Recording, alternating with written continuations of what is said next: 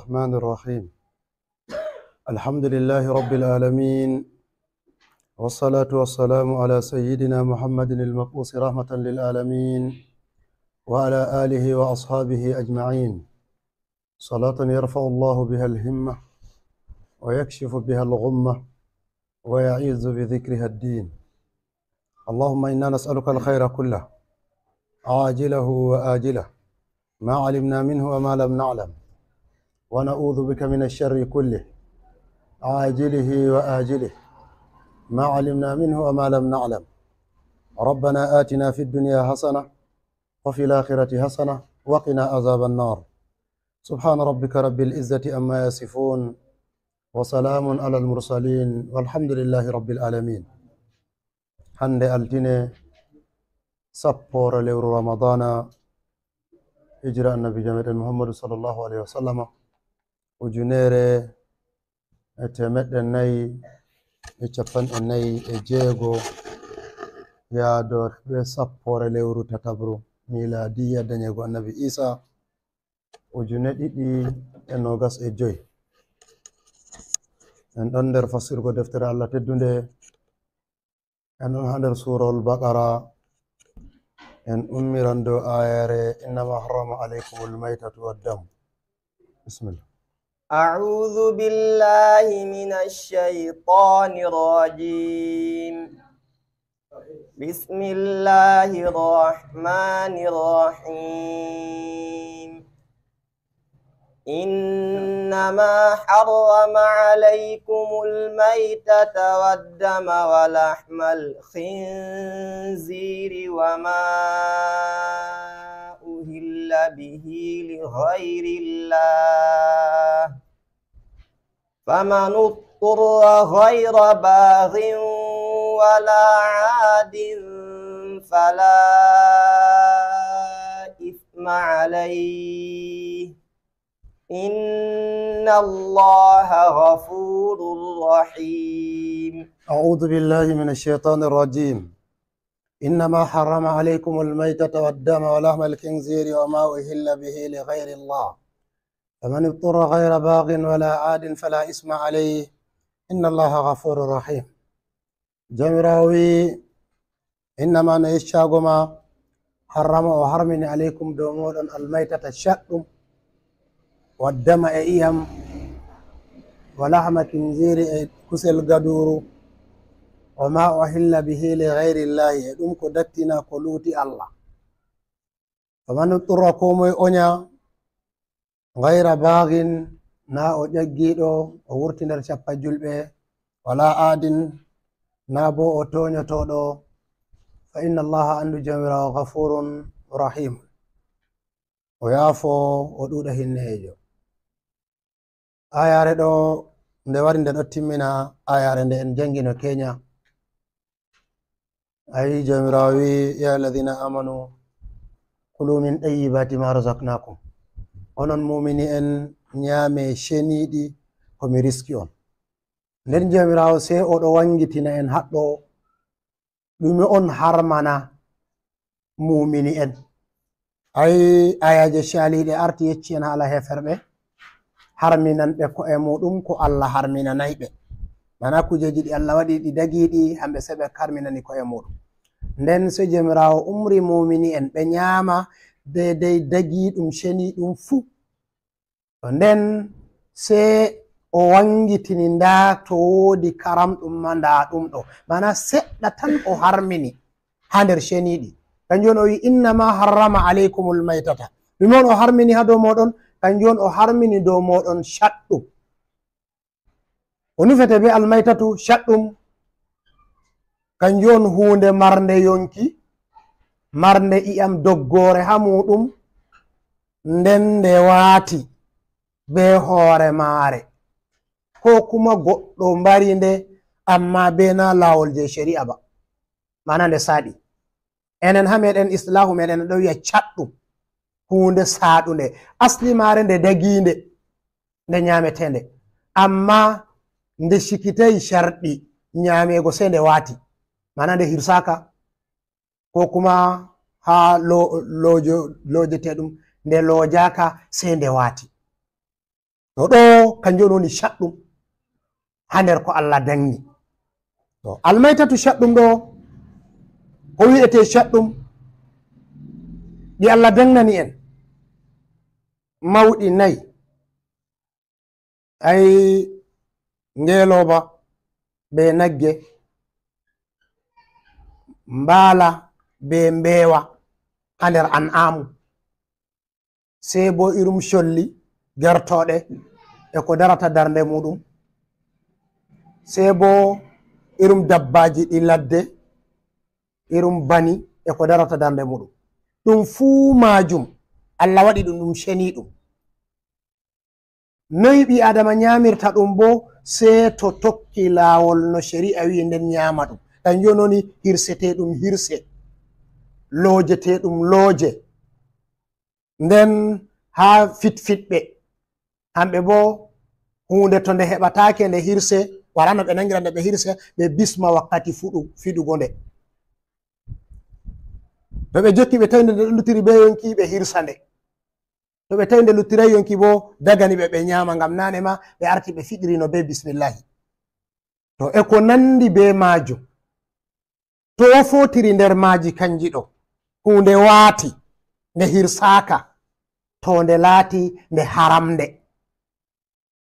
no nde woɗiri fu, no nde wawɗinere fu, to ni nde hirsaka ko mana nde dattinaka no shari'a wi, nde warti nde haramde, mana kay rononi haramu. haɗo sei ɓe mbi'ata to kadi harmugo ɗo kam harmi nyamugo tanna, ko a'a woodi dagi goɗɗo naftira be majum. ha masaba meɗen maliki sei ɓe mbi'ata hunde sande to nde arti nde saaɗi nde ɗo mari mulabasat ɗiɗi, shubuhatuji ɗiɗi. woodi marojum suufu, woodi marojum gaasa. ɗo ɗiɗo heddi yaasi, kanji a ta'an ɗi ɗiɗo yeeɗi, to kanji ɗi dagiɗi nanema. nden sei gondojum be nder, mana takkojum kusel, kanjum on wonte laral. laral bo ɗo mari yaasi muɗum, ɗo mari dow muɗum. to haɗɗo modi ɓe waɗi komguli fere fere, bana masaba meɗen maliki hamɓe chaɗɗum hunde to nde saaɗi dagi ɓe naftira be nanta laral mare. gasa kananema dagi ɗum be nanta sha'ru sufuji dagi ɗum kanjum kadi laku, amma ha laral ɓe ngaɗi komguli. masaba maliki wi danni ɗum naftira be laral ta yaasi magal, amma ta ɓe waɗa ndiyam ta nder magal. to ɓe waɗi nder ndiyam magal soɓugo asli magal sobnan ɗum. masaba shafi'i hanko o yahi dow hunde sande nde naftirtake sam ko tattoy, mana gasa mare chaɗɗum, suufu mare chaɗɗum, laral mare chaɗɗum. amma masaba Abu Hanifata tulli nyaɗɗingo, o wi to ni hunde nde saaɗi nde naftirtake bi ayi wajhin min al wujuhi, kai ko da aɗo mari ɓosaru maɗa, nden mbala ma saaɗi, to harmi ɓosaru ma man nyama mbala ma. mana ha walde maɗa aɗo mari ɓosaru je durugo ko hakkilingo dabbaji, ko ɓosaru renugo je dagi goɗɗo mara ha shari'a, nden dabbawa saaɗi, to hama sababu Hanifata haramun ko da ɓosaru man nyama dabbawa man, mana ngam nyamugo ɗo ɗum bote on, haqqe maɗa on a nyamnange ɓosaru maɗa. nden dabbawa ma waati sei a hoosi a nyamniga, ai warti a naftiri kenan. haɗɗo ɓe yehi. to amma ko ɓuri sahugo ko masaba meɗen malik yehi dow muɗum, kanjum ko imam malik wi'ata, hanko o huuri ɓe hadiseji Abdullah ibn Abi Awfa wari o holli dedei no ɗum naftirta be majum. wodi hadisol ɗon ngol Tirmizi vurtini diga to Abdullah ibn Abbas, Tirmizi, Nasa'i, Ibnu Mahja be Ahmad, ɓe pat ɓe fili hananta daga to Abdullah ibn Abbas, annabi sallallahu alaihi wasallam ɗo wi'a ayyuma ihabin dubiga faqad tahura. kala laral ngal ɓe ngaɗani gabbe pat, mana ɓe tappi ngal, ɓe tiri ngal, ɓe waɗani ngal gabbe fu, to ngal seni. to haɗɗo kanjum zahiru masaba men maliki, kanjum waɗi hamɓe laral naftirteɗum. to ha nder maytatu ɗo wodi goɗɗi feere ɗon bana liɗɗi, en bolino hala muɗum nyalamare caliɗe. ɓe mbi woɓɓe feere bana masaba Abu Hanifata, to linguna an nangi ngu mbari ngu ba, to a naftirta be magum mana ngu warti ngu shangu sei to an on nangi bari ngam nane man lengu hirsatake kañum ɓe wi hamɓe to a tawi lingu weeyi ha dow maayo ni kangu watini hoore mago ni kangu ma ngu nasti nder shaɗɗum amma masaba maliki jaɓayi hamɓe ɓe ɗo hura be hadisewol huwa al dahuru ma'uhu wal hillu maytatuhu ko woni nder maayo pat dagiɗum sei ha masaba sendidirta bana woodi goɗɗum feere ɗum ɗo wura nder maayo ɗum ɗo wura nder ƴolde irum gilanjeeru be nanta eldu ayi kanjum wakkati go ɗum ɗo nder maayo wakkati go ɗum ɗo ha ƴolde to a yi masaba maliki senditi ɓe wi to a mbari ɗum nder ndiyam cikenan ɗum on mbarki majum woni hirsol majum to a nangi ɗum ha dow ƴolde bo sei a hirsano hunde ƴolde hirsirte nden a dangna ɗum to ɗo dow ɗo ɓe yehi sei bo ko hewtata lingu kanjum on woni jaradu mbaɓɓattu ko ko darata darde mbaɓɓattu ha irum meɗen irum kurbanani e ko nandi e majum ayi kurbanani fu ɗum sifa nder sifaji mbaɓɓatti to mbaɓɓatti dagi ɗum masaba maliki wi no a nangiri fu no a nyamiri fu dagi na sei to a wiɗiti ba amma masaba bo ani fata wi aa sei to a mbari mbarugo kañum nde wala no ɗum hirsore sei a mbara ɗum mbarugo ko a tefa ndiyam gulɗam a waɗa ɗum ha nder ko kuma a ta'a hoore majum nden nder maɓɓe wi'a ayi mbaɓɓatta feere a ta'an hoore maga nga lora nga yeeɗa ɗon to kanjum waɗi konngol makko jaɓaka maliki imam malik on ko ɗo hura be nanta hadisu ngol abdullah ibn abi awfa o wi gazawnama rasulullah sallallahu alaihi wasallam sab'a gazawatin kunna nakulul jarada ma'ahu o wi ɓeɗo dillida be annabijo ɓe yaadi be annabijo konuji jeeɗiɗi amma nder konuji jeeɗiɗi ɗo pat ɓeɗo ñamida baɓɓatti be annabijo sallallahu alaihi wasallam to haɗo kanjon baɓɓatti hewtina ɗum nder ɗume nder dagiɗum mana ɗum hirsatake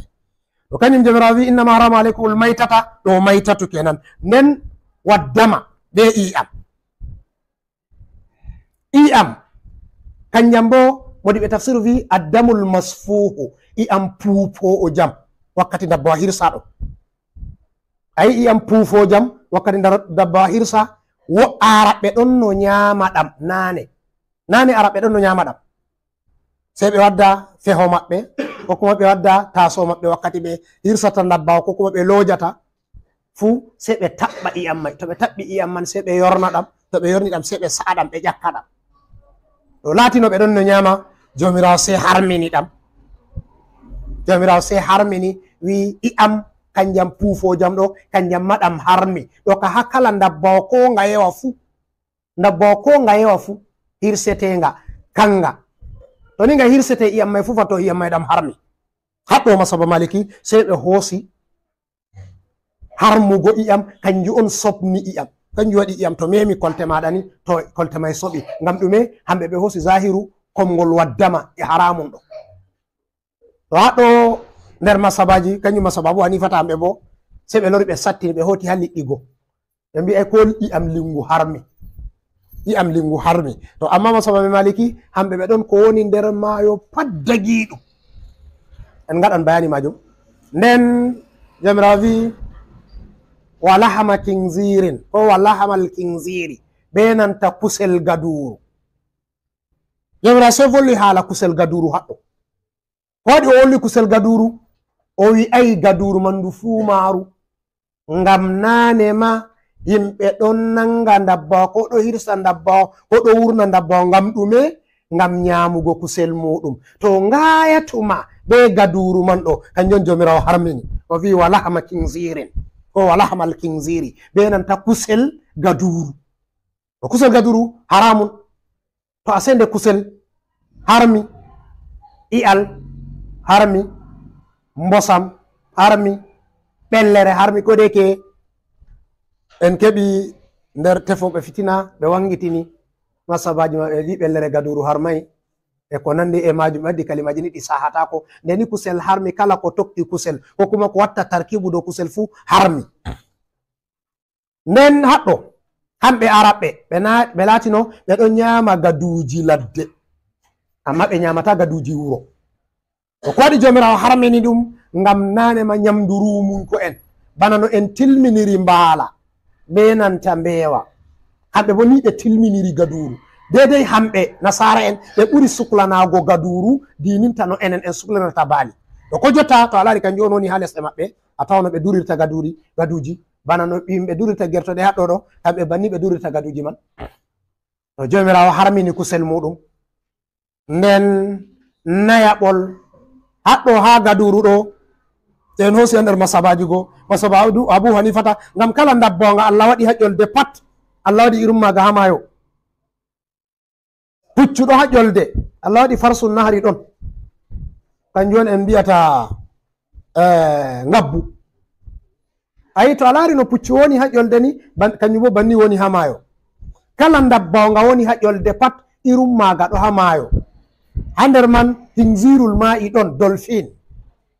ɓeɗo wiya ɗum kinzirul ma'i dabba on lingu on amma ɗo nandi bo bana gaduru. to sai Abu Hanifata wi to kanga ma nga harmi tunda kusel maga jamira wi wala hama kinzirin nan hanjum modi ɓeɗo wiya to hankon masabu ra'ino amma bo irum ɗiɗo se kanjum hankon hani no hoyna irum maji sai o wari oɗo sattina. masabu Maliki wi to onon inni ɗum kinziru onon on inni ɗum kinziru Allah ka innayi ɗum kinziru. hanko nde ɓe ƴami to noyi haala kinzirul ma i ñamete ɗum na ñamatake o wi ana onon inni ɗum kinziru to ha mako ɗum dagi ɗum zahirul masabi. to nden jamira wi nebolo ma uhilla bihi li gayrillahi non hunde dattinande na ngam Allah ba ngam dalila maɓɓe hamɓe araɓɓe ɓe ɗo wara ha lawru maɓɓe ɓe dara sei ɓe ƴona inde lawru maɓɓe ko laata ko uzza ɓe wiya bismillati ɓe hirsa dabbawa ko ɓe loojanga ko kuma bismil uzza ɓe hirsa dabbawa ko ɓe loojanga be ko nandi e majum. ɓe ɗo dattina hunde be inde hamɓe uhilla ɗo kalimol uhilla ɗo wangingo sautu on. hamɓe araɓe ko ɓingel ɓe hirsananno inneri sei to ɓe ƴoni ɓe ɗo hirsa inderi bismi wane be inde ɓingel man ɓe hirsata. to nden a halla ɗo wangingo sautu on. to kanjum jamira sei wi wa ma uhilla bihi li gayrillahi kala hunde dattinande na ngam Allah fu mana kala hunde nde hinna nde hirsama nde dattinama nde ñaame amma bo inde Allah ƴonaka hamare kayre ma nde harmi. tawi kuje jinnayi haɗɗo jamirawo harmini ɗi kala gotel nder maji fu to en hotiyama kasidu shari'a sei en tawa hikima ko waɗi jomirawo harmini ɗum. arande o wi almaytatu shaɗɗum ko waɗi jomirawo harmini shaɗɗum ha makasidu shari'a mana ko shari'a nufata waɗa harmina hunde ngam en mbino keña en bolli aslu kuje fu alhillu sei ko shari'a wari harmini sei bo ko al'ada wañi. to haɗo ngaliban dabbawa nga watata ko sei to nga ñawi to nga ñawi on nga watata to nga wati ɗo ñawu maga ɗo nder maga chaɗɗum ɓi adama ñama nga battiɗinayi ha muɗum chaɗɗum nga torrayi. kanjum ñamoɓe chaɗɗum ɓe ɗo andi kusel chaɗɗum nandayi be kusel ceniɗum. nden ƴi'am karanɗam ɗo ɗam jomirawo harmini ɗo kanjam to dabbawa wati ɗam ɗo lorta nder dabbawa man ɗam ɗo lorta nder kusel ngal nasta sei ɗam laata ɗam ɗo waɗa ta'affunu. to ɓi adama ñaami ɗum latanan ɗum ñawu on ɗo ɗon nder makasidu shari'a koɗeke imanu kam to Allah harmini hunde en nuɗɗini amma makasidu shari'a to a ɗaɓɓite makasidu shari'a bo sei a hefta hikima ko waɗi Allah harmini ɗum. nden damu islama tawi araɓɓe ɓe ɗo ñamano ƴi'am to sei ɓe tawi ñamugo ƴi'am kanjum on faggitini ɓe darawa be hamajiya. ñamugo maɓɓe ƴi'am sei yorni ɓerɗe maɓɓe sei warti mbarugo yonki wala no fotani ɓe sei warti ɓe mba'i bana takke ladde. ayi takkere ladde noy nangan hunde fu wala en ɗam ƴakka diga ɗo ɓe yonki ño'a mbara ƴakka ko to sei warti kamɓe araɓɓe sei gikkuji maɓɓe waɗi nonnon nde ƴi'am ɓe ñamata ɗo. to sei laati kanjum waɗi ngaratu ɗuuɗi ha maɓɓe kala leñol fu warti ɓe ɗo waɗa kanunul gab ɓurɗo sembe fu tappa bandum jafta ko kuma ɓurɗo sembe fu mbara bandum jafta kanjum waɗi konuji ɗuuɗi ha maɓɓe dalila ñamugo ƴi'am ɗo. to nde ƴi'am ɗo ñamugo ƴi'am kanjum on waɗi wannata ɓe iksabu daraba we hawajiya ɗo jomirawo sei harmini ɗam ha dow maɓɓe. nden laamul kinziri bo kanjum sei andal zamanu on binciki ɗum mana liñi ɗum hefti sei ɓe tawi kusel gaduru woodi ko ɓe wiyata omega 6 ɗum madda feere on ha nder kuselji fu ɓurdi ɗuɗugo ha kusel gaduru kanjum waɗi ñaamowo ɗum fu a tawan ñawran ñawu ladde ngaliban nden ñawuji maako bo a tawan ɗi ñawdatake be koyɗum ngaliban ndabbawa ɗo mari omega 3 man amma 3 tan marata nukta 3 tan marata bana irum be'i be baali be na'i ɗo mara omega 3 amma salta 2 seɗɗa amma gaduru ɗo mari 7 yahugo 9 to ɗo on hikima ko waɗi jomirawo harmini ngam caɗɗum goɗɗo ñaama gaduru nden misaju maako fotida afkaru maako fotida mana numo maako yaha dedei ɗo on ko yimɓe modiɓe makasidu shari'a laari kanjum waɗi jomirawo harmini lahma kinziri nden wama uhilla bihi li gayrillahi bo en ɗo andi kamɓe ɓe ɗo dattina labbi ngam teddingo ɗi rewugo ɗi aa an dattunu hunde be inde Allah haɗɗo sei modiɓe bincike ɓe laari kala ndabbawa hirsirangal hirsugo shari'a fu nga nanata nawɗum hirsego man wakkatiyel a nangata ndabbawa a haɓɓa nga a ño'a nga a hirsa nga ɗo wakkatiyel a forti dande maga a timmini fortugo dande ɗo bako a waɗa bisimillahi anniya Allah sei itta hakkilo maga Allah sei itta hakkilo maga jomirawo sei itta hakkilo maga to jomirawo itti hakkilo maga nga hirsama nga anda nga hirsi to ɗo wala ɓe faami ɗum sei nanta hikima jomirawo wi wakkatiyel a innata Allah ɗo ni bako a inna Allah a ño'a laɓi hakkilo maga irti nga nanata nawɗum nga waati amma nga nanata nawɗum nden i'am ko naati ñawuji ɗume ɗo fuu muɗum sei tawa i'am ɗo sei wurtida be majum sei acca kusel ɗume lahaman tariyan kusel ceningel lamgel kanjum waɗi kirsa ɗum kusel mum ɓurata welugo ko ndey ndabbawa to nga ɗon nder jammu maga nga ɗon nder sembe maga a nangi nga hirsi to welugo kusel muɗum feere woni kanga ha maga nga hirsama ɗo nga laati nga nema nanema jomirawo wi waje Allah lakum lan'ama jomirawo waɗi ɗum pat ɗum nemorɗi on ha ɓiɓɓe adama to a tokki lawol shari'a ɗo nga nafa ma an nga nafa hoore maga kanga amma to a luti shari'a sei nga torra ma an nga torra hoore maga ɗo on ko makasidu shari'a wurtini ha yare ɗo innama harama aleykum almaytata waddama wa lahma alkhinziri wa ma uhilla bihi li gayri llah nden sei jomirawo wi faman itturra on oñaɗo e noyi to hande a oñama ko dow yaadu ko fitina wari ha wuro ko nandi be majum a oñama a relli ko a ñama weelo yettanima sei warti wala ko a ñamata sei ko Allah harminigo sei caɗɗum sei gaduru to haɗɗo jomirawo sei fa ittira gayra bagin wala adin fala isma alayhi to ni ittiraru amma sei o ittitini himɓe ɗiɗi bagin hanko on wurtiɗo cappa julɓe ay nde jomirawo wari yeccugan haala Ammar ibn annabi sallama wari yeccugan Ammar ibn Yasir ɓawo annabi yecci fabluji mako so wi taktuluhu lfi'atu lbagiya geɓel ƴaggije ngel wurtingel caɓɓa julɓe hamɓe mbaratamo to kanjum waɗi ɗum waɗi jibdu kanko Ammar ibn Yasir o yaliri kono siffina waqatul jamali en andi ko waɗi ɓe Seyda Aisha wakkatiyel hanko on wari tawi ha jeeloba Seyda Aisha man o wolli bolle feere o wi ya ummahu o wi lastu laka bi ummin o wi anti kadhalika wallahi o wi a dada am ko waɗi noyi ngam dalila de luure feƴƴude hakkude Seyda Aisha be nanta Seydina Ali hanko Ammar ibn Yasir o ɗon nder kono Seydina Ali o ɗon nder ɓe ardi nden ɓe sali ɓe dilli siffina ha siffina ɗo yandere go jemma waɗi o ɗaɓɓiti ko o yara o relli sei curkaɗam ndiyam jilluɗam be kosam o ɗaɓɓiti ɗon ka fitinimo sei ɓe waddinimo o yari nde o yari ɗam sei o jali o wi annabi jonani o yeccimo wi ka o sakkitita yarugo ɗum curkaɗam o sakkitita yarugo to o anditi jango o mayat to ɗo ɗon on sei o yiwi duuɓi 49 o mari ko nden o yiwi oɗo seyi oɗo wiya gadan nalqal ahibba muhammadun wa sahba gadan nalqal ahibba muhammadun wa sahba o meeɗay o seya yetti ñandere man o jango fottan be yidiɗaɓe mako annabi sallallahu alaihi wasallam be sahaba en muɗum to haɗɗo sei o canji limse mako o yiwi o waɗi urdi o ɓorni to nden waɗi ɓe waddinimo puccu mako o wawata wa'ugo ɓe eftimo ɓe ɓilimo dow maga nden oɗo samna ay weeti fajiri nden ɓe tawimo o mbaraɗo ha safuji Seydina Ali ɓen ɓe mbarimo bo safuji Muawiya to ɗuɗɗum fuu yiɗino ñargugo ɗuɗɗum nder jamare Muawiya fuu ɓe andi hadisol taktuluhul fi'atul bangiya ɗo nde ɓe laari Ammar ibn Yasirin yimɓe Muawiya mbari mo sey ɗum sakli ɓe. Amr ibn al-Asi nder sahabo en oɗon nder marɓe daha'u, sey o wo'ini ka o wi a'a ɓe waddi mo mbari mo, ai wadduɓe mo hamɓe mbari mo. To nden banni ka salire to haɗo bagel wurtuɗo cappa julɓe ko kuma fasotoɗo e ko nandi e maɓɓe marɓe ni nonnon aadin bo kamɓe on yedduɓe Allah irum ɓe en limti seluɓe laawol nder maɓɓe al'abigu maccuɗo dogguɗo jomum e ko nandi e maji. To haɗɗo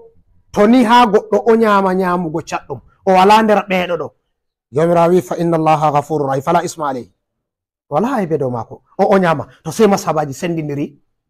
ɓe wi to qadru toyi on ha toyi on iqtiraru yottata nden yotta nyamdu. To haɗɗo ɓe sendidiri kalimaji ɗi ɗuɗɗi seɗɗa man ni ayi ha masaba maliki sei to weelo yottanima musharafatal mawti nder maɓe ko ɓe wi'a ay ibnu habibin o wi to ha goɗɗo yotti mayde ka nyamdu nafata ɗum. To ni ha weelo ngo ngo yotti jotta ka goɗɗo mayan ngam nyamdu mari mo wakkati nyamdu mai nafata ɗum. A'a to goɗɗo yi alamaji man, to o yi chaɗɗum mai o naftira, nden ɓe lori ɓe subni to nda gaduru ha kombi maɗa nda chaɗɗum ɗume on handi a nyama. Woɓɓe fere wi a'a hosu chaɗɗum a nyama, woɓɓe fere bo wi a'a mbaru gaduru a nyama. Kanjum on nden ha jogugo njoɓari e noyi to a nyami a itti weelo maɗa wakkatiyel man ɗo a jogan njoɓari na. masaba maliki wi a jogan njoɓari man, amma masaba bo hanifata benanta shafi wi a wala jogugo njoɓari, a nyama wakkatiyel mai tan.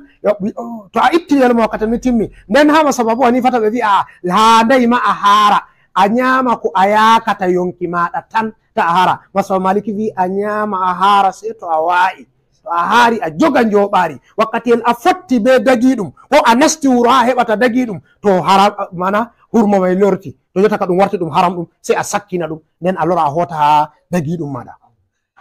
To jomirawo wi famin ɗuɗa ngara bangin wala adin fala isma alayhi inna allaha ghafurur rahim, inna allaha andu jomirawo ghafurun o jafotoɗo rahimun o ɗuɗa hinnayejo. Nam إن الذين يكتمون ما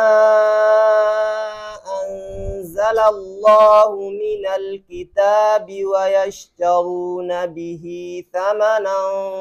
قليلا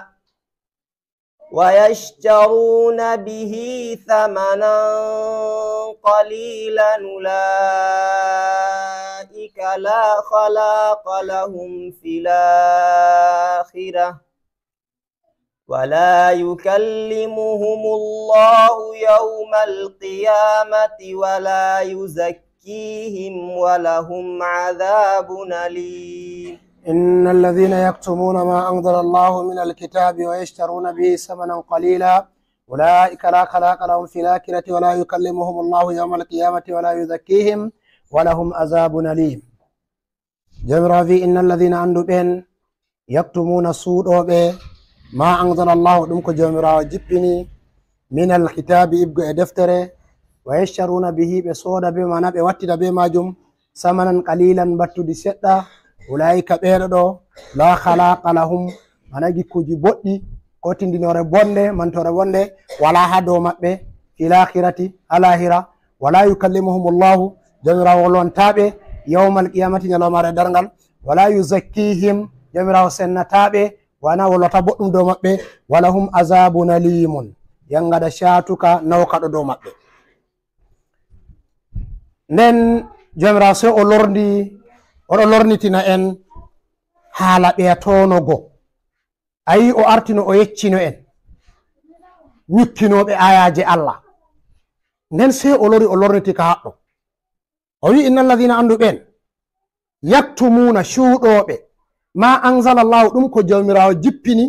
minal kitabi ibgoye deftere haɗɗo wodi ɓe tafsir sei wi yahudu en on nufete haɗɗo alul kitabi,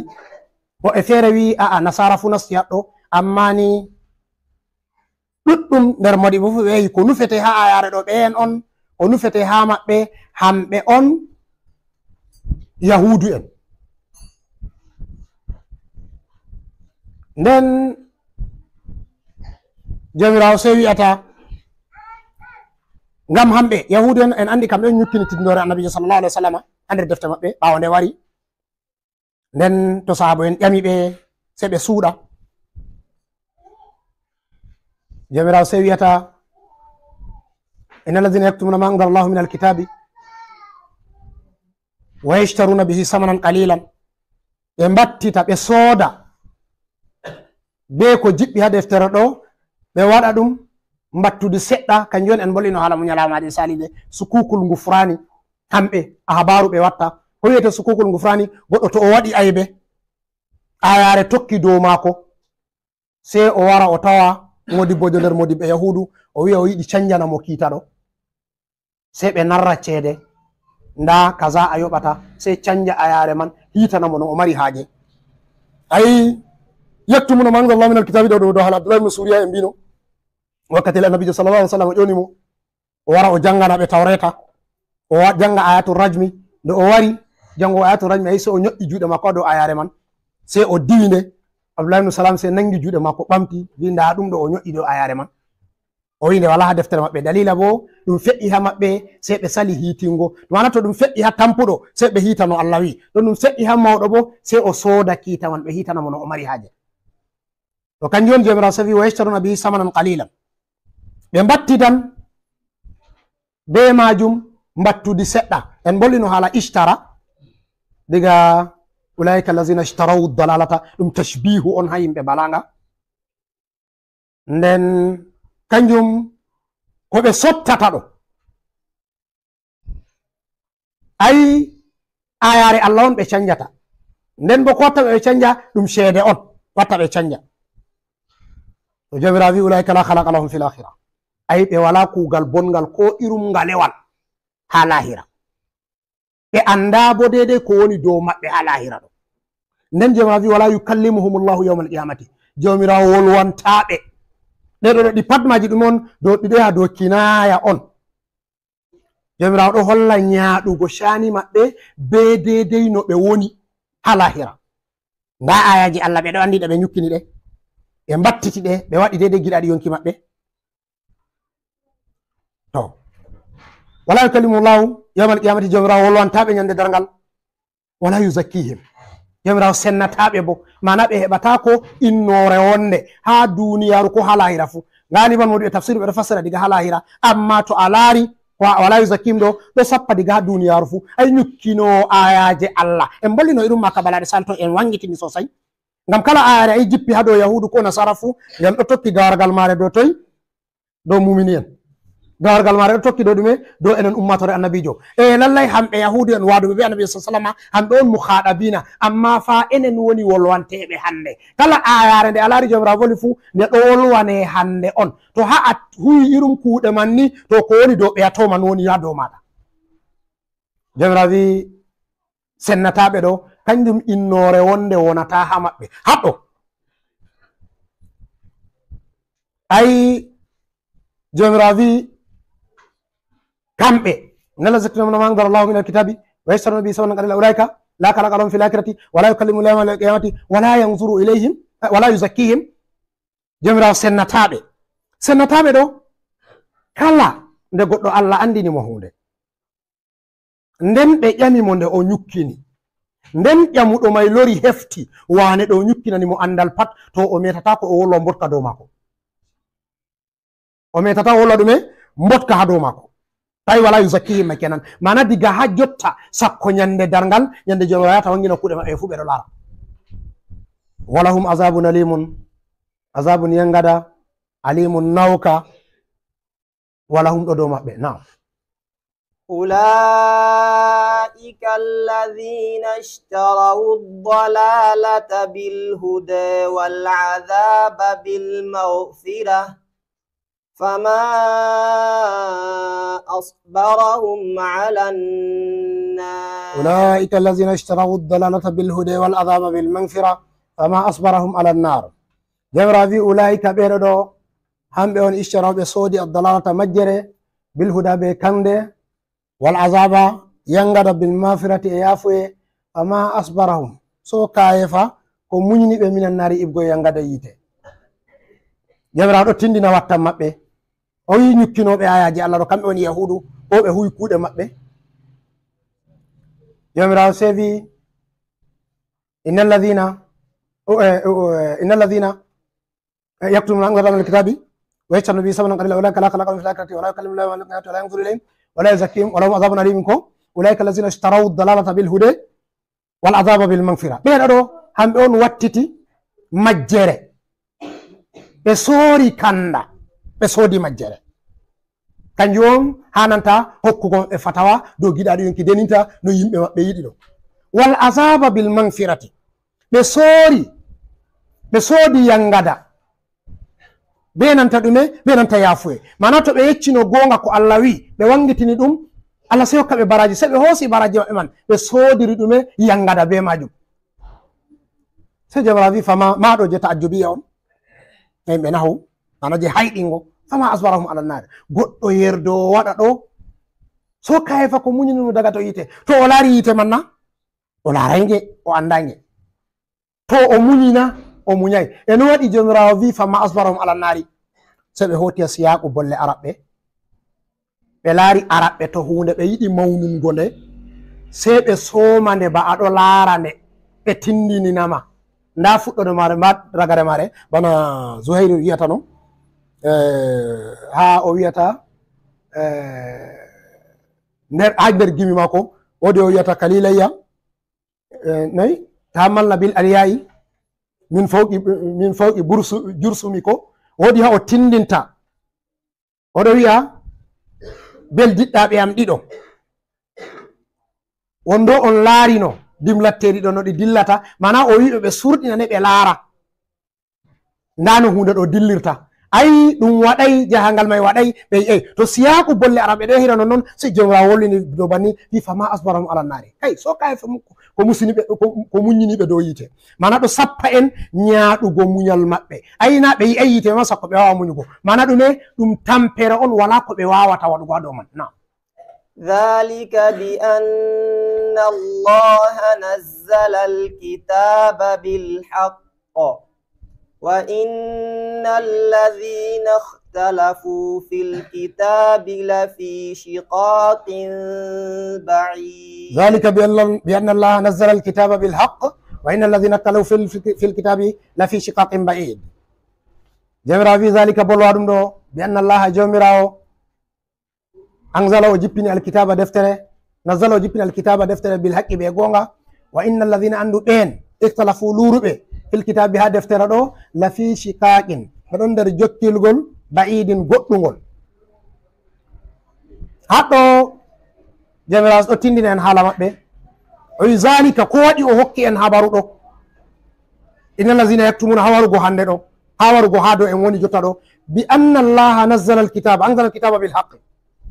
jemra o jippini deftere be nanta gonga, kitaba haɗɗo ɗo sappe ɗume alqur'ani. woɓɓe feere nder modiɓɓe tafsiru wi irum ibnu adiyata e ko nandi e maɓɓe, ɓe wi a qur'anu on nufite haɗɗo, woɓɓe bo wi aa alkitaba haɗɗo irum ɗahirum no ashiru o wi a ɗo nufa deftere tawreta nde ɓe ñukkini tindinore annabijo ɗo, kanjum on nufata. wa inna alladhina ikhtalafu fil kitabi, andu ɗen luuruɓe ha dow deftere ɗo, kitabu ɗiɗabre haɗa hirumo ashiran ko o wi alkitabu ɗiɗabre ɗo kanjum woni qur'anu. ayi hamɓe ɓeɗo andi dedei shari'aji jippuɗi ha tawreta kanjum wari ha qur'anu, amma ɗume sai ɓe jogi je tawreta ɓe canji ɗum ɓe ñukkini je qur'anu bo ɓe sali. amma ibnu waɗiyata o wi aa arande kanjum wonte qur'anu. zalika bi anna allaha nazzala alkitaba bilhaq, allah jippini deftere alqur'ani be gonga. wa inna alladhina ikhtalafu fil kitabi, andu luuruɓe ha dow deftere kitabu ɗiɗabre ɗo, ayi yimɓe tawreta ayi hamɓe on luuri ha dow deftere maɓɓe. o wi ɗume lafi shikakin, ɓe ɗon nder jokkirgol ba'idin goɗɗugol. jokkirgol ko sappete haɗo, hamɓe yahudu be nasara, yahudu be yahudu ɓe ɗuɗai narrugo ha defte maɓɓe, nasara be nasara ɓe ɗuɗai narrugo ha defte maɓɓe. kanjum waɗi ɓe ɗo mari ɗate ɗuɗɗe hamɓe yahudu en man, ɓe ɗo mari ɗate ɗuɗɗe feere feere je, nasara en ɗo mari ɗate ɗuɗɗe feere feere, mana ɓe ɗo mari jotta bana ha meɗen be lunga meɗen koyen fassirta, ay kanjum ɓe ɗo mari cociji feere feere. ay woodi orthodoxe ɗon, woodi roman catholique ɗon, nden woodi cociji maɓɓe ɗon ɗon feere, ɗariqaji maɓɓe feere feere. o ha leddi meɗen andi cociji maɓɓe ɗi ɗon feere feere, kala ko woodi haɓe kawtata amma haɓe sendi ɓuri ɗuɗugo. to haɗo kanjum waɗi Muawiya ibnu Abu Sufyana o ndeyi hanko oɗo senditini yahudu en be nasara ñalawmare nde ɓe warta ɓe jokkidira ha yeeso mako, oɗo jooɗi ɓe waɗa ka wollugo ha ande mantik, ɓe waɗa ka hujjidirgo, ɓeɗo ɗo wiya hamɓe on woni dina maɓɓe dow gonga, ɓe wadda hujjaji maɓɓe. Nasara ma wiya kamɓe woni dina mum dow gonga, ɓe gadda hujjaji maɓɓe, ɓe waɗa ka jokkirgo hanko mo awi oɗo laara ɓe, oɗo wanna ɓe wakkatel musamman ngam ɗo pat ɗum ɗo nder samahatu dawla islama. Dawla islama kanka ka laati ɗum dawla on koyka, nden ka ɗo laarana kala mo woni nder maka fuu, ka ɗo hokkita ɗum haqqeji muɗum. Kanjum waɗi ngaliban a tawan diga dawla bani umar, kai diga zamanu sayidna umar o ɗuɗa yiɗugo ɗum, amma ɗume oɗo acci majusa ɓeɗo ha nder madina ɓeɗo huwa ko ɓe yiɗi, woɓɓe ɗo wari maccale maɓɓe ɓewar maɓɓe ɓeɗo jogi dinaji maɓɓe, o haɗay ɓe. To a wari a laari irum ha nanta wakkatiyel irum zamanu Muawiya tum Abu Sufyana, dokta mako ɗum kristajo on, yimowo mantanomo ɗum kristajo on,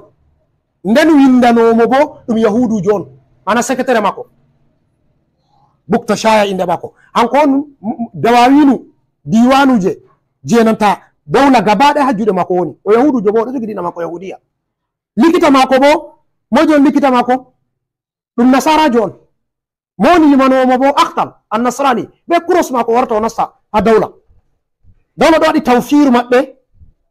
ɗo hokki ko moijo haqqe muɗum. En ɗo andi Mamunu wodi Idun Nairus ɗon je o accata yimɓe Rum nasara en, ɓe wara ɓe waɗa ha julde mako, onko wurtinta ceede o hokka ɓe, nda wara waɗi julde muɗum, ɓe wara ɓe waɗa ɗo pat ɗum samahatu dawla islama on. Kanjum waɗi jotta yimɓe dayi fitra, kanjum waɗi jotta laati hakkunde meɗen ɗum luure tan, amma ɗume jomirawo waɗi en je en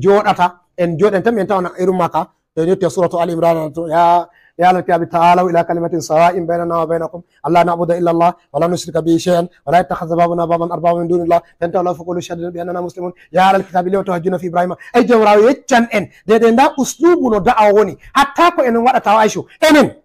sakafa meɗen famɗugo sakafa meɗen kanjum waɗi kaɗe sai ɗuuɗi ha meɗen, amma ha ɗum mari infitahu,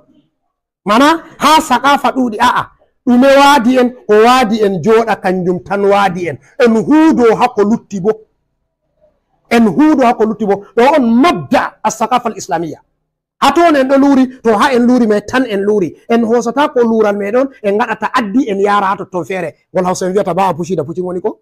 en hosata ko luural meɗen en yara to a'a en dara hako waadi en tan, ko lutti bo pat en ngaada en huuda. To ɗo on mabda sakafa, kala musakafina woni fu a tawan ɓeɗo waɗi ta'aɗufu hakkunde maɓɓe, mana ɓe ɗon jiɗidiri, ɓe ɗon gondi aqidaji maɓɓe feere feere, goɗɗo kuje feere tawa dinaji maɓɓe feere feere, ra'ayiji maɓɓe feere feere, amma hatta ɓe mu'amala. Amma enen nde biqul khayali woni ha meɗen, ngandi meɗen ɗo ɓilli, basira meɗen ɗo famɗi, a'a to en luuri ni en luuri pat hunde gotel warata en cafa ko lutti 99 fu se wata pat ɗo ɗume wiyete ɗum famɗugo sakafa. Amma musakkaf hanko a'a ko luuri en mai tan en dara ha majum, ko lutti bo en gaɗa mu'amala. ɗon mabda sharia yehiri, kanjum jamirawo wiyata zalika lafi shiqaqin ba'id, ɓeɗo ɓeɗo nder jokkugol goɗɗungol, mana dedei kuuɗe maɓɓe de no ɓe watta ɗo a ɗum woɗɗi daga to sawaba. Nam ليس البر أن تولوا وجوهكم قبل المشرق والمغرب ولكن البر من آمن بالله واليوم الآخر والملائكة والكتاب والنبيين وآتى المال على حبه مسكينا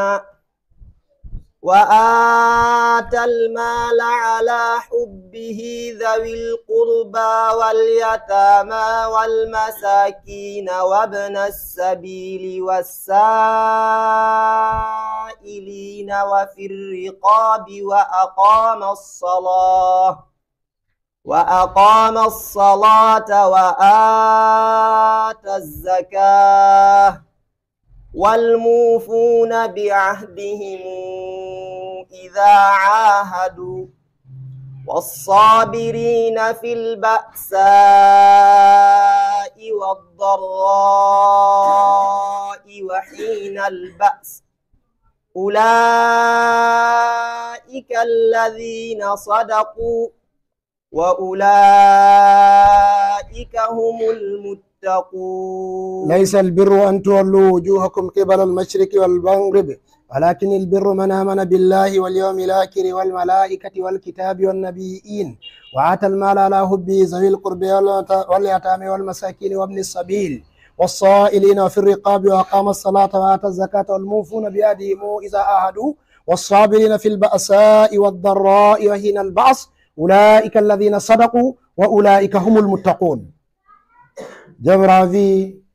ليس البر لو تاري لا تاكي أن تولون أن كوشت وجوهكم جسمودون قبل المشرق جهة فدرله والمغرب كومترله ولكن البر حقيقة لو تاري كم من آمن بالله ونؤمن الله واليوم الآخر إن يلو ماري رغريري والملائكة ملائكة والكتاب دفتر والنبيين النبوين وآتى المال وحكي جودبو على حبي دو جداد يونكي ماكو ذوي القربى بندرابه ماكو واليتامى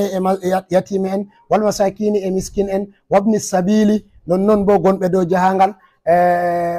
والسائلين نون ياموبه وفي الرقاب نون بو بيدي مارابه يبbe sottugo والموفون بعهدهم نون hebbinobe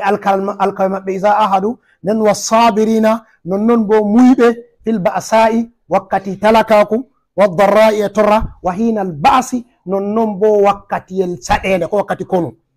jamara wi ulaika beedo do alladhina sadulaika allazina sadaku hamdon woni sabaru hamdon woni muybe sadaku hamdon woni gongdube wa ulaika humul muttaquna beedo do hamdon woni hulobe Allah ayare do nde wari nde do mabbana en dammugal ngal en fudditiri mabbugo tafsiru meden ay en fuɗɗiri nonoy sayaqulu sufahau min annasi ma wallahum an qiblatihim allati kanu alayha ɓeɗo en fuɗɗiri haala ɗume haala qibla to haala qibla ka en fuɗɗi ɗo jotta on jawmirawo timmitiniri ka be ayare ɗo amma ha caka manayi o lumbino ayaje no wolwi haala qibla sey woodi ayaje goɗɗe feere wari jippi ɓawoɗo ɗon ha nanta hajjatul wada'i annabi so waɗi ɓe sigiɗe haɗɗo ngam munasaba mana maje yaada nden woodi ayaje goɗɗe feere bo ɓe jippi ɗo ɗon nufa himɓeji makka irum bahira be sa'iba ɗo annabi jowaɗi ɓe sigaɗe haɗo tun ngam manaji maje ɗo yaɗa munasaba yehi ha jotta ka wari o maɓɓan haala man sey o tindini en o wi laysa albirru an tuwallu wujuhakum qibala almashriqi walmaghribi ɓowtare laataki husutugo fuuna ko husutugo hirna ayi haɗɗo wangini en ayi yahudu en e mbi hamɓe nasara ɗo husita mashriku yahudu bo ɗo husita maghribu ko kuma nasara ɗo husita yahudu ɗo husita fuuna nasara bo ɗo husita hirna ko en bolino ko balaɗe sali to haala qibla en mbi bo qibla na asliha shari'a maɓɓe ba aa ɗum ɗume na ɗum asliha shari'a maɓɓe na ɓe umraɓe qibla ba amma ɗume annabo en maɓɓe ɗum annabi suleimana kamɓe on waɗi istihsanu ɓe nanta ahbaru maɓɓe kamɓe on waɗi istihsanu hande ɓe waɗa husitirde kañum on jomirawo wali kullin wijhatun jomirawo wolwiri ɗo amma na umriɓe ɓe waɗa qibla ba moy on dina ka Allah hokki o waɗa alqibla annabi jomeɗen mamadou sallallahu alih wa sallam feere muɗum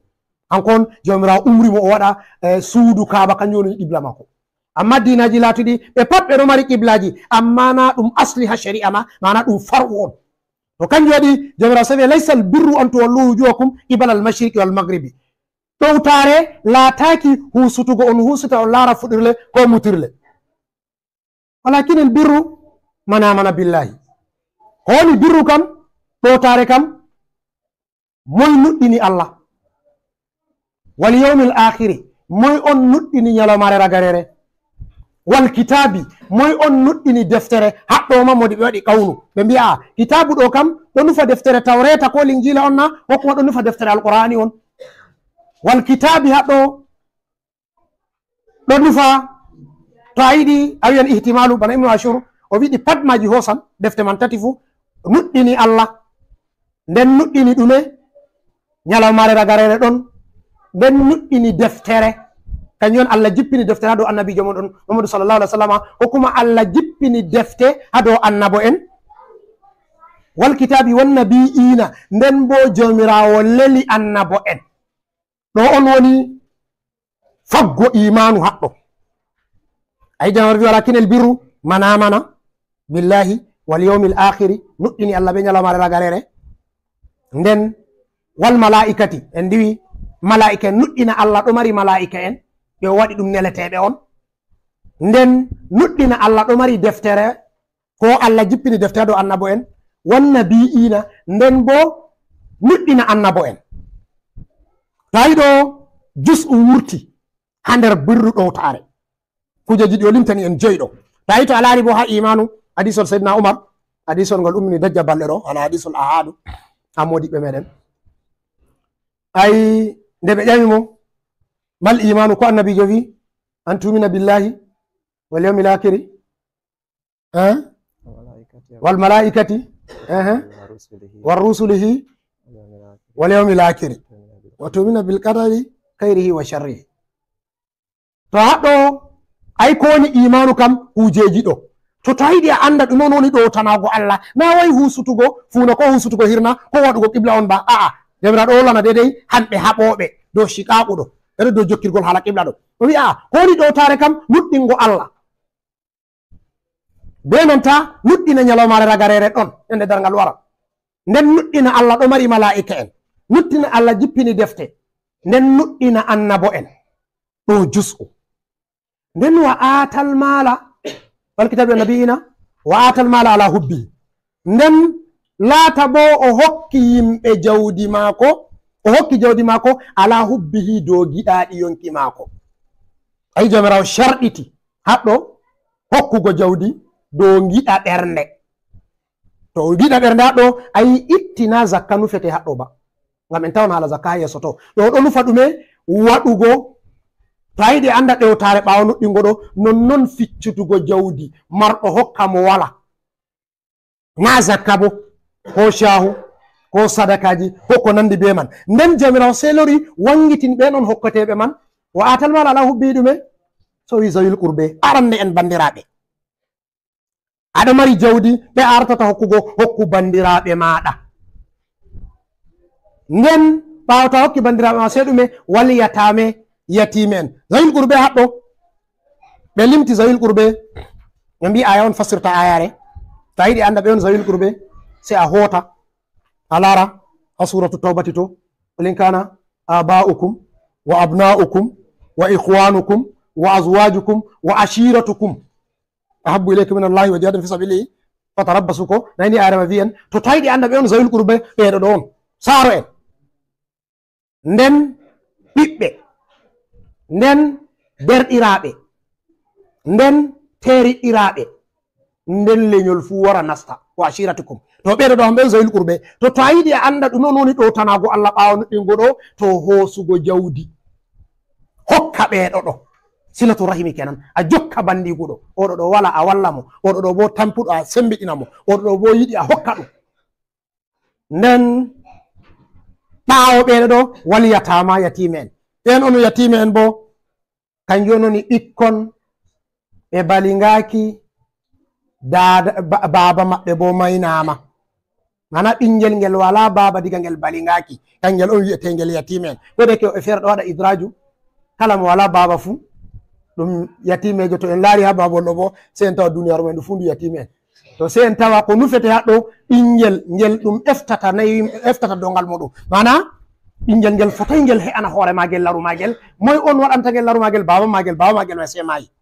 to haɗɗo kangel wiyete yatime en to haɗɗo hadiseji ɗuɗɗum waran ha les ɗo aya nabijo sallallah alih w sallam ɗo wi'a kala goɗɗo rabbuɗo yatime en pat oɗo wondi be mako ha nder aljanna oɗo wondi be mako ha yakeji mako fu hadiseji ɗon ɗuɗɗum ɗo wi'a hakkilingo yatima boɗɗum to nden watan mala alahu bi zawil qurbe walyatame wal masakini nonnon miskin en ɓen on woni miskin en bo hamɓe on ɓe wala sam mawon miskinjo kanjum on goɗɗo to o ñaami fajiri o anda ko o ñamata nange to o ñaami nange o anda ko o ñamata jemma amma zamanu nane amma zamanu men jotta kono woni miskinjo mo ñaami hande o anda ko o ñamata jango o ñaami hande o anda ko o ñamata jango ko ɗe ke haɗɗoma ɗum babol on fecingol to yiɗi amma en wala wakkati zawil qurbi wala tamelon sakini nden wamnu sabili nonnon waɗoɓe jahale gonɗe dow jahangal wonɗe dow jahangal bo na wayi jahale ɗe en andi ɗo ba nam o e feere waɗi ilhaqu kala jahangal goɗɗo dow jahangal pat o dokketeɗo ko da o marɗo on ha maako ha wuro maako o dokketeɗo amma ko sahi marɓe jahangal dow jahangal aridi banda filotoɗo a ɗan kasuwa filowo ay nde weti fon ko ɗo dow lawol hande o dillan lumo mako haɗo ko hande o dillan filu mako o nassay ha nder ɗo koyde ke woɓɓe feere nder mode ɓe wi hamɓe fuu Allah waɗi ɓe nder ɓe ɗon nder ibnu sabili. Naam, ha en timmina watal mala ala ɓi zalim qurbe la tamna sakini wamni sabili nden wasa'ilina non non toruɓe toroteɓe kalimol torotengol torugo ɗo ngol ɗo mari fassaro e ɗuɗɗum latugo wakkatel timmi en rammiɗina ha dow magol en ɗo mari ƴami ɗiɗi en jaba ko gotol hande gongol mo teɗi sey janngo ngam ɗum ɗo mari fassara ɗuɗɗum torugo ɗo ayi en ɗon wakkatiyel kusan duniyaru men pat ndu warti tornde to ɗume on shar'iya tornde kam ha nanta ɗume on sharia wi dow tornde ka boɗɗum no woɗay nden moy on tornde boɗɗum ha maako moy on tornde woɗay ha maɗum nden tornde kam goɗɗo waɗa ɗum nder babol ɗume nder babol akhlaqu goɗɗo watta ɗum ɗum ɗo wari ni fassaru e ɗuɗɗum sey janngo to Allah yari en fassiran haala tornde nden en timmitina fassara ayare man to Allah yardi Allah naftu en be ko en nani subhanaka la ilma lana illa ma allamtana innaka antal alimul hakim nder ƴamɗi nam nam Modibbo ɓe ɗo ƴama ƴamol haala julde o wi yanayi mo nana modiɓɓe feere wiya debbo to ɗo juula bana gorko juulirta non debbo fu juulirta way janga wangina to kanjum on o famtayi o yiɗi o faama kalimol ɗo ɗum irin majum masailul khilafiya ɓe mbiyata ɗum amma enen en hitanan masaba meɗen maliki masaba maliki debbo o wanginta sautu mako ha ibada mako ko irum ka yaha fu ngam masaba imam maliki ɗum masaba sayyidina umar on ko modi ɓe fottini ay sayyidina umar hanko ɗon nder ra'ayu mako debbo yahata julurde en ɗo andi qissa mako lelluka wakkatiyel debbo mako ɗo yaha julurde o haɓi ha o haɗa ɗum sali sey nyande go o surɗini jemma sey nde wurti so o ɓorni limso feere ɓaleho o waɗi o hulli debbo man o haɗi ɗum yahugo o hulli ɗum doggi hooti wi hande a laari ko genderu feere huyam hanko o ɗo jala o andi so wi to mi haɗaynoma yahugo julurde na diga yandema debbo ma ɗan hanko fikkuma ko yiɗa debbo yaha julurde nden ɓawo annabijo sallallah alih w sallam seyida aicha ɓe wari ɓe tawi mo o yecci o haɗi ɓe deydey no ɓe watta ha julurde sey ɓe mbiyata ay annabijo haɗayɓe yahugo julurde o wi annabijo yi'ay ko on fuɗɗi to annabijo yi bidiya kam watta jotta da annabijo haɗanoma yahugo ay haɗɗo to kanjum masabe maliki debbo julurde ma yerdanaymo o yaha tawon nden to o juulan nam ibnu zaydin almaliki nder modi ɓe imam maliki hanko o yerdi debbo to ardan jumla rooɓe debbo on oɗon nder saare o ardan bo jama'are rooɓe dagi o wangina sautu maako amma sautu maako mai duna sautu rajuli to amma nder modi ɓe maliki fu hanko tan danniɗo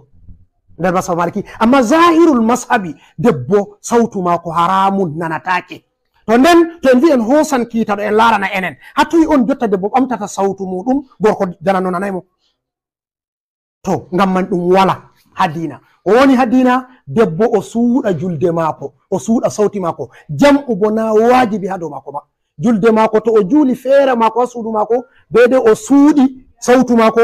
ko kabbirango harminorgo ɓe herde goɗɗo wangina kodeke nder masaba mali woɗi ɓe irum suhunun o wi'a dagi kabbirango harminorgo ka o wangina mana o nanna hoore maako be mo heddatamo ɗo ɗon qawlu on amma zahirul masabi en hosata nden bo enen to en hokkan fatawa en laaranan ɗume on woni masalihul amma mana ɗume ko en bollinane ɗo irum makasru sharia ko en woni ɗume on waɗi hunde ɗo kam sharia waddine to enen zamanu meɗen hande debbo wangina sautu maako ha julde dagata ngam en wala babal debbo ha o ardata rooɓe tan saare ferewnde nde gorko jananno nanaymo en wala ɗum to holli ha meɗen enen ɗum dagay sam ɗo on woni jawabu ƴewol makko Allah fammi en صلوا على النبي الكريم اللهم صل على سيدنا محمد الفاتح لما أغلق والخاتم لما سبق ناصر الحق بالحق والهادي إلى صراطك المستقيم وعلى آله وصحبه الدار العظيم سبحان ربك رب العزة عما يصفون وسلام على المرسلين والحمد لله رب